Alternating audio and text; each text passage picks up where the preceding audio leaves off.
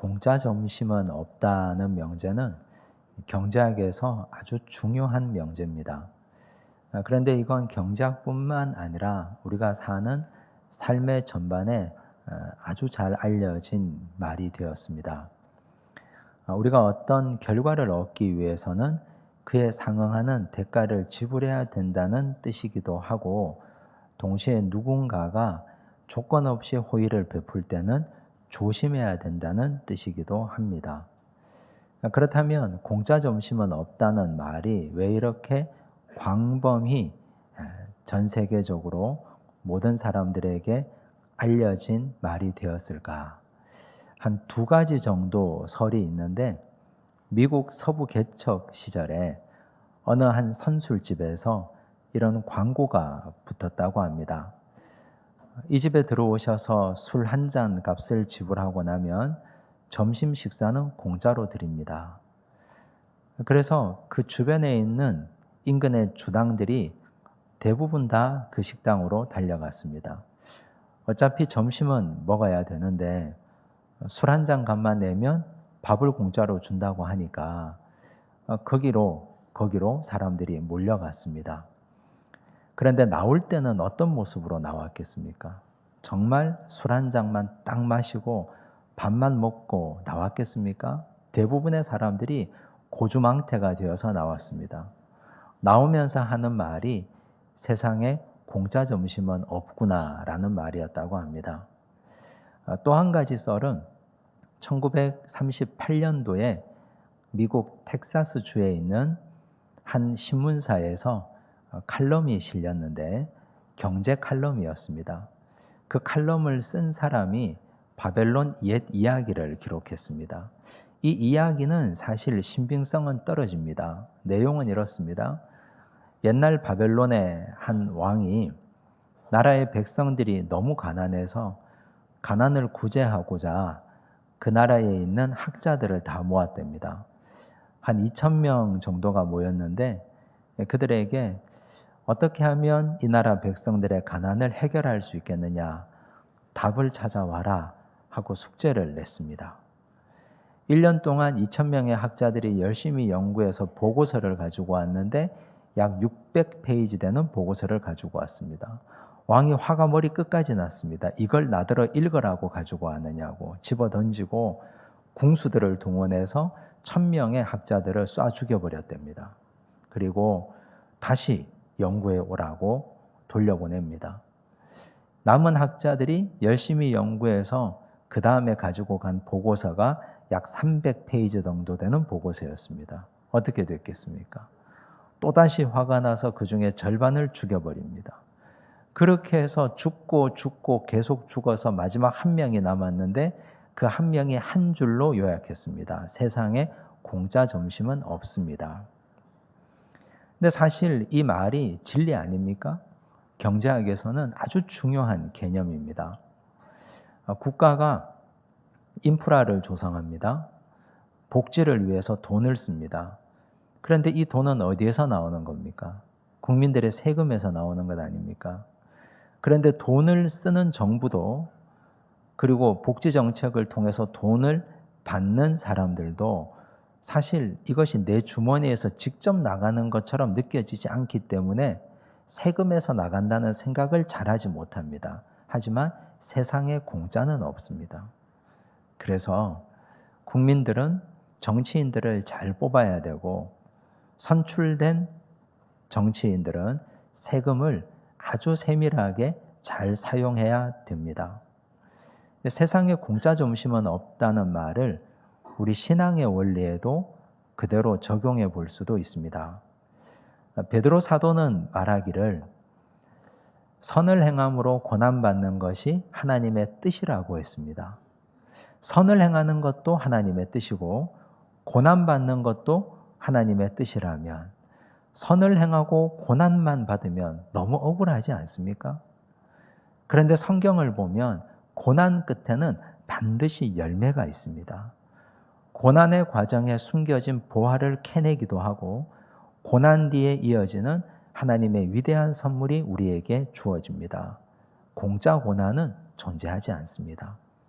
오늘 우리가 읽은 하나님 말씀을 보면 요셉이 고난을 받습니다. 길고 긴 멈추어진 시간을 견뎌냅니다. 감옥에서 2년의 시간을 견디는데 그 끝에 열매가 있습니다. 어떻게 이 시간들을 그가 견뎌내었는지, 우리 인생에 이 멈추어버린 시간을 우리는 어떻게 견디고 열매를 사모할 수 있는지를 오늘 말씀을 통해서 함께 깨닫는 시간 되기를 바랍니다. 요셉은 감옥에서 술 맡은 관원장과 떡 굽는 관원장 두 분의 꿈을 해석해 줍니다. 그런데 술 맡은 관원장의 꿈이 너무 좋았습니다. 그래서 이분에게 부탁을 합니다. 당신이 여기를 나가면 나를 기억해 주십시오. 나는 이 옥에 갇힐 만한 일을 한 적이 없습니다. 왕에게 부탁해서 나를 좀 꺼내 주십시오. 술 맡은 관원장이 그렇게 하겠노라고 약속했습니다. 그리고 나갔습니다. 그때부터 기다렸습니다. 그러나 감감무소식입니다. 아무런 소식이 없고 계속해서 기다려도 어떤 기별도 없습니다. 이 기간이 자그마치 2년입니다. 1절을 보십시오. 함께 읽겠습니다. 만 2년 후에 바로가 꿈을 꾼즉 자기가 나일 강가에 서 있는데 2년 동안 그는 그냥 계속해서 기다릴 뿐인데 2년 동안 요셉의 인생을 한번 생각해 보십시오. 그가 어떻게 살았을까요? 그는 아마 일상을 살았을 것입니다. 간수장이 옥중 재반 사무를 그에게 다 부탁했지 않습니까? 옥중 재반 사무를 다 다루고 자기 일을 성실하게 다 했을 겁니다. 그런데 마음은 편하지 않습니다. 항상 마음은 저 옥 밖에 나가 있습니다. 나가면 나를 생각해 주고 꺼내준다고 했던 그 사람이 항상 생각납니다. 이제나 저제나 오늘이나 내일이나. 그런데 소식이 없습니다. 하나님에 대한 서운함도 아마 자리했을 것입니다. 나는 죄가 없는데 나를 계속 왜 여기 두시는가? 자기 주인 보디발에 대한 원망도 자리했을 겁니다. 이 사람이 내가 죄 없는 걸 다 알면서도 왜 여기다 나를 계속 묶어두는가 등등의 여러 가지 생각들이 있었지 않겠습니까? 그런데 우리가 이 상황과 이 사건을 통해서 분명히 깨달아야 될 한 가지 사실이 있습니다. 시간의 주인은 하나님이라는 사실입니다. 인간은 시계를 만들긴 했지만 시간을 창조할 수는 없습니다. 하나님은 시간을 창조하시고 지금도 시간을 다스리고 계십니다. 하나님께서 시간을 다스리고 창조하시고 지금도 관리하고 계신다는 뜻은 우리가 하나님의 시간 안에 속해 있다는 뜻입니다. 우리는 가끔 오늘이 내 때입니다라고 주장할 수가 있습니다. 하나님, 나는 오늘이 가장 좋습니다라고 말하지만 시간의 주인이신 하나님께서 과거도 하시고 현재도 미래도 다 손안에 넣고 계신 하나님께서 오늘이 아니라 내일이라고 하면 우리는 하나님을 이길 수가 없지 않습니까? 하나님 손 안에 있는데 어떻게 우리가 하나님을 이깁니까? 길을 쓰고 이기려고 해봐야 소용없습니다. 시간을 창조하시고 시간을 다스리고 지금도 시간의 주인 되신 하나님께서 시간 안에서 우리를 훈련시키고 계시는데 우리는 그 안에서 순종하는 수밖에 없습니다. 그런데 미련한 사람, 어리석은 사람들은 시간 안에서 내가 할 일들을 찾아내지를 못합니다. 그저 원망만 합니다. 내 인생에 멈추어진 시간이라고 생각하는 이 시간의 굴레 안에서 하나님을 원망하고 주변 사람들을 원망하고만 그렇게 살아갑니다. 그런데 이 시간의 한계 안에서 정말 잘 살아간 한 사람이 계신데 그분이 사도 바울입니다. 바울은 예루살렘 교회가 기근에 빠져서 어려움을 겪고 있다는 사실을 알고 자기가 개척한 교회를 다니면서 구제 헌금을 모았습니다. 연보를 거두어서 예루살렘 교회에 전달하러 갔습니다. 예루살렘 교회에 연보를 전달하고 난 이후에 그는 체포당합니다. 누군가를 체포했으면 재판을 하고 죄가 없으면 풀어주고 죄가 있으면 형을 살게 해야 되지 않습니까? 그런데 바울은 죄가 없는데도 묶어놓고 재판도 하지 않습니다. 예루살렘에서 가이사라로 옮겨갈 때도 그는 재판받지 못했습니다. 바울은 말합니다. 나는 로마 시민권자입니다. 나는 여기서 재판받지 않겠습니다. 로마에 가서 가이사에게 재판받겠습니다. 그리고 로마로 왔습니다. 로마로 와서도 마찬가지였습니다. 그곳에서도 그가 셋집에 살면서 가택연금 상태로만 있습니다. 재판해 주지 않습니다. 그런데 불안합니다. 언제 그를 끌고 나가서 목을 쳐버릴지, 언제 그에게 없는 죄를 뒤집어 씌워서 그를 죽일지 알지 못하는 상황 아닙니까? 그런 세월이 계속해서 흘러갑니다. 이 시간 안에서 바울이 한 일을 한번 보십시오. 사도행전 28장 30절과 31절입니다. 함께 읽겠습니다. 바울이 온 이태를 자기 셋집에 머물면서 자기에게 오는 사람을 다 영접하고 하나님의 나라를 전파하며 주 예수 그리스도에 관한 모든 것을 담대하게 거침없이 가르치더라. 온 이태라고 했습니다. 만 2년이라는 뜻입니다. 지루한 만 2년의 세월을 바울이 보내면서 그는 자기 셋집에서 나갈 수가 없습니다. 그런데 오는 사람은 영접할 수 있습니다. 거기서 수많은 사람들을 만나면서 그곳에서 담대하게 거침없이 하나님의 말씀을 전했다고 했습니다. 그가 갇힌 상태에서 할 수 있는 일을 찾았습니다. 그가 할 수 있는 일은 복음 전하는 일이었고 성경을 가르치는 일이었습니다. 그 일을 하면서 바울은 오네시모라는 사람을 만납니다. 자기 주인에게 큰 피해를 입히고 도망간 오네시모, 로마에서 만나서 그 사람에게 성경을 가르치고 복음을 전합니다. 오네시모를 회심시킵니다. 그가 회개합니다. 그를 돌려보내줍니다. 그리고 그는 그곳에서 옥중서신을 기록합니다. 에베소서, 빌립보서, 골로새서, 빌레몬서, 주옥 같은 하나님의 말씀들을 그가 기록하지 않습니까? 담대하게 거침없이 하나님의 말씀을 전하고 가르치고 복음 안에서 제대로 살아간 바울처럼 우리도 그렇게 살아야 하지 않겠습니까? 살아가다가 보면 우리도 시간의 굴레 아래 갇힌 것 같을 때가 있습니다. 앞으로 나가고 싶은데 나갈 수도 없고 뒤로 빠지고 싶은데 빠져나갈 수도 없고 시간의 감옥 안에 딱 갇혀서 아무것도 할 수 없는 세월이 우리에게 있을지도 모릅니다. 그런 시간을 살아가는 분들이 여기 왜 없겠습니까? 그럴 때마다 많은 사람들은 하나님을 원망합니다. 나를 왜 이 시간의 감옥에서 건져주지 않는지, 계속해서 왜 이런 쳇바퀴 가운데만 살게 하는지, 내가 여기 들어와 있는 이 환경과 사람들을 원망합니다. 그런데 바울은 자기가 있는 자리에서 시간의 주인이 하나님이심을 알고 할 수 있는 일을 찾았습니다. 복음 전하는 일입니다. 오는 사람들에게 담대하게 거침없이 하나님의 말씀을 전했습니다. 그것이 살 길입니다. 우리도 시간의 감옥 안에 갇혀 있다고 생각하신다면 그 안에서 내가 할 일을 찾으십시오. 하나님께서 시간 안에서 우리를 훈련시켜 나가실 때 내가 할 일을 찾는 것 매우 중요합니다. 원망과 불평으로 일관하지 않고 하나님의 뜻 가운데에서 믿음 생활을 성실하게 잘 감당하시기를 바랍니다.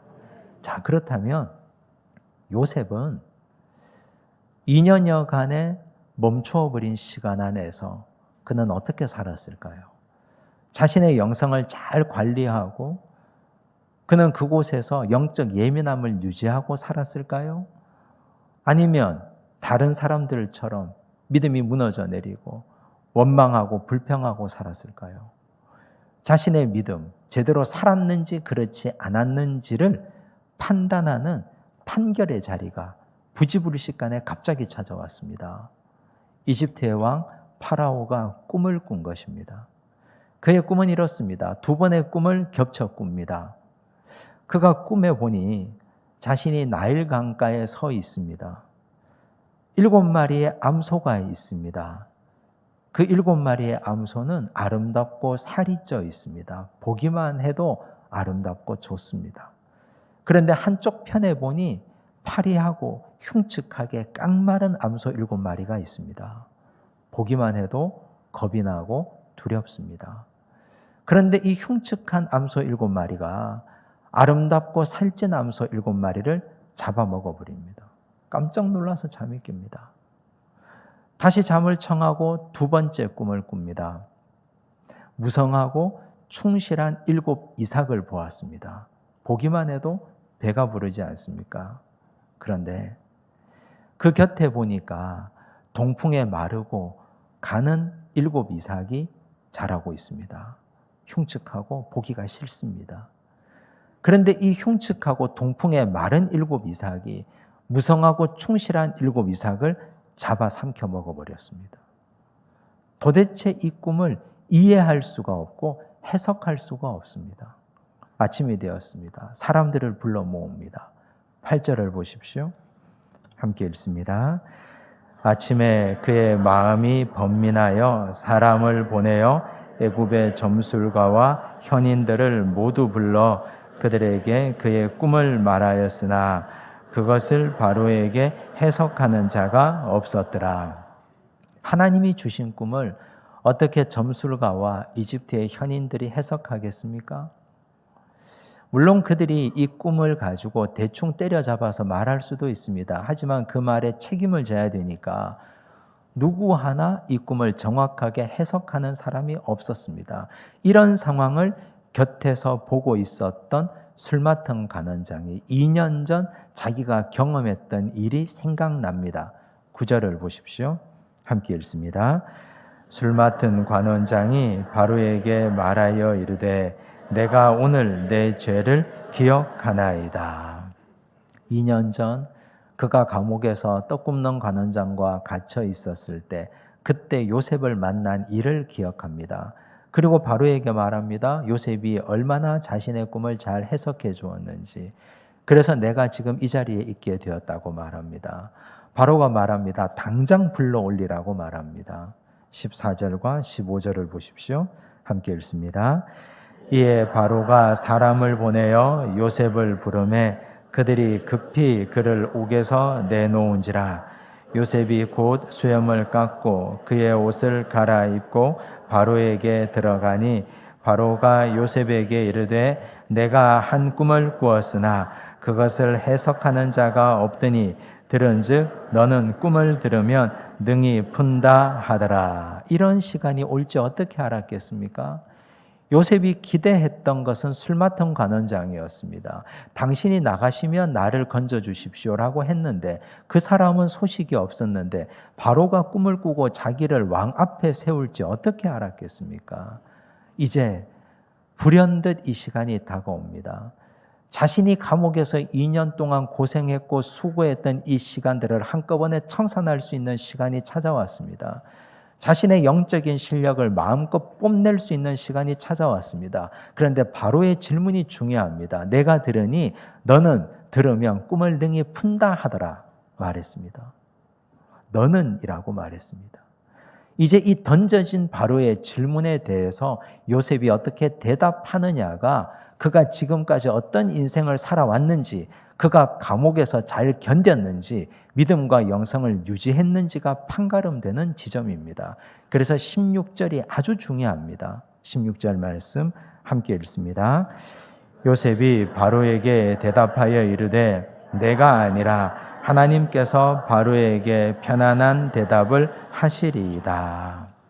내가 아니라 하나님께서 바로에게 편안한 대답을 하실 겁니다. 하나님을 이 꿈 해석의 주인으로 내세우고 있습니다. 하나님을 자기 인생의 주인으로 고백하고 있습니다. 바로가 물었지 않습니까? 너는 꿈을 들으면 능히 푼다 하더라. 그 말을 받아서 네 그렇습니다. 저는 꿈을 해석하는 재주가 있습니다. 저에게 말씀해 보십시오. 제가 당신의 꿈을 해석해 주겠습니다. 이렇게 말할 수 있었지 않겠습니까? 많은 사람들은 자기를 뽐내기 위해서, 많은 사람들은 자기를 자랑하기 위해서 이렇게 말했을 것입니다. 그런데 요셉을 보시면 하나님께서 바로에게 편안한 대답을 하실 거라고 말합니다. 그런데 이 요셉의 대답은 자기 인생 전체를 관통하는 하나의 주제였습니다. 요셉의 인생을 한번 펼쳐놓고 생각해 보십시오. 그가 보디발의 집에 노예로 들어가서 가정 총무가 되었습니다. 그런데 그때 보디발의 아내가 그를 유혹하지 않습니까? 보디발의 아내의 유혹 앞에서 요셉이 어떤 말을 합니까? 내 주인이 이 집의 모든 것을 다 허락하셨으나 한 가지 허락하지 않는 것이 있는데 그것이 바로 당신입니다.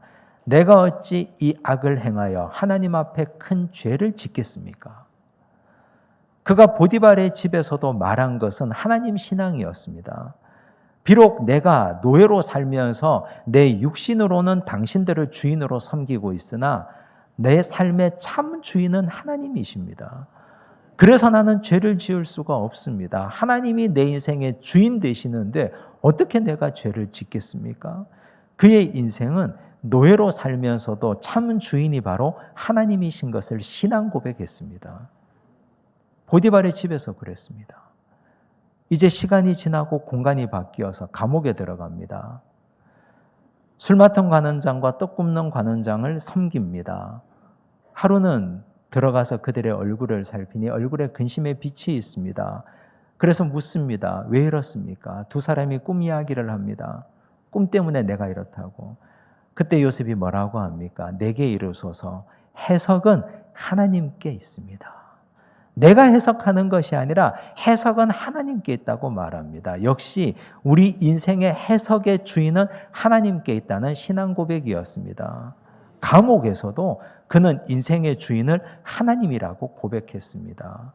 노예로 살 때도 자기 인생의 주인은 하나님이시고 죄수가 되어 있을 때도 자기 인생의 주인은 하나님이셨고 이제는 일확천금을 가지고 출세할 수 있는 아주 절호의 기회를 만났음에도 불구하고 바로 앞에서도 해석은 하나님께서 하십니다. 하나님께서 바로에게 편안한 대답을 하실 것입니다. 그는 초지일관 변함이 없습니다. 이 하나님 신앙이. 이제 이때뿐만이 아닙니다. 창세기 50장 19절과 20절 말씀을 보십시오. 함께 읽습니다. 요셉이 그들에게 이르되 두려워하지 마소서 내가 하나님을 대신하리이까 당신들은 나를 해하려 하였으나 하나님은 그것을 선으로 바꾸사 오늘과 같이 많은 백성의 생명을 구원하게 하시려 하셨나니 내가 하나님을 대신하겠습니까? 당신들은 나를 해하려 하셨으나 하나님은 그것을 선으로 바꾸어서 오늘같이 많은 사람의 생명을 구원하려 하셨습니다. 언제 이 고백을 한 겁니까? 그가 이집트의 총리가 되고 난 이후에 아버지 야곱이 세상을 떠납니다. 그러자 형제들이 갑자기 두려웠습니다. 아버지가 살아계실 때는 요셉이 우리를 잘 돌봐줬겠지만 아버지가 죽고 난 후에 우리에게 안갚음할 것이다. 이게 두려워서 벌벌 떨고 있는 형제들에게 한 말 아닙니까? 내가 하나님을 대신하리이까. 나는 하나님의 자리를 탐하지 않습니다. 하나님은 전능하신 분이고 하나님은 하나님이시고 나는 그저 요셉일 뿐입니다. 당신들은 나를 이곳에 팔았으나 하나님이 그걸 선으로 바꾸셨습니다. 여전히 그는 하나님 중심의 신앙을 고백합니다. 그의 인생을 펼쳐놓고 보십시오. 변한 게 있습니까? 노예로 살 때나 감옥의 죄수가 되었을 때나 출세의 절호의 기회를 만났을 때나 이집트의 총리가 되고 난 이후에나 그는 여전히 하나님 신앙을 고백하고 있습니다. 어떻게 이게 가능했을까요? 어떻게 이게? 그가 감옥에서도 그의 영성을 유지할 수 있었던 비결은 깨어 있었기 때문입니다. 예수님께서 말씀하지 않습니까? 마태복음 24장 42절과 44절을 보십시오. 함께 읽습니다. 그러므로 깨어 있으라. 어느 날에 너희 주가 임할는지 너희가 알지 못함이니라. 이러므로 너희도 준비하고 있으라. 생각하지 않은 때에 인자가 오리라. 깨어 있으라 그랬습니다. 깨어 있으라는 말이 뭡니까? 준비하라는 말 아닙니까? 언제 예수님이 오실지, 언제 재림주가 오실지 우리가 알 수 없기 때문에 항상 깨어서 준비하고 있어야 됩니다. 요셉은 술 맡은 관원장을 기대했습니다. 그런데 그가 나가고 소식이 없습니다. 그런데 그는 여전히 깨어 있었습니다. 여전히 준비하고 있었습니다. 자신의 영성을 예민하게 갈고 닦으면서 그 때를 기다리고 준비하고 있었습니다. 아무도 모르는 때에 하나님께서 바로에게 꿈을 주시고 바로가 그를 불러서 그 앞에 서게 됩니다. 그 때를 누가 알겠습니까? 그가 바로 앞에 서게 되는 그날을 하나님이 허락하신 그 시와 그 때는 아무도 모르는 일입니다. 그러므로 우리가 초지일관 하나님 신앙을 가지려면 깨어 있어야 됩니다. 어떤 사람은 고난을 겪으면, 어려운 일을 당하면 그만 신앙이 한풀 꺾여버립니다. 나를 이 멈춰버린 시간 안에 가두어버린 하나님에 대한 원망으로 일관하고, 내가 이렇게 된 이유를 사람에게서 찾으면 그 사람을 저주하다가 인생을 허비합니다. 그러면서 내 영혼은 병듭니다. 깨어있지 못하니까. 어떤 사람은 요셉처럼 출세하고 나면 하나님을 찾지 않습니다. 내가 이렇게 출세한 것이 내가 잘나서 된 건 줄 알고, 주머니에 돈을 좀 가져도, 양손에 권세를 좀 가져도 하나님을 찾지 않습니다. 초지일관 하나님 신앙을 가지지 않습니다. 그런데 감옥에 있을 때나 노예로 살 때나 출세한 이후에나 여전히 하나님 중심의 믿음을 가졌던 요셉은 깨어 있었기 때문입니다. 여러분, 우리의 영혼과 우리의 몸이 항상 깨어 있기 바랍니다. 하나님 말씀 앞에 깨어 있고, 우리의 상황과 환경을 보지 말고 기도함으로 하나님 앞에 깨어 있어야 됩니다. 그래야 우리가 믿음 안에서 굳게 변함없이 흔들림 없이 살 수 있습니다.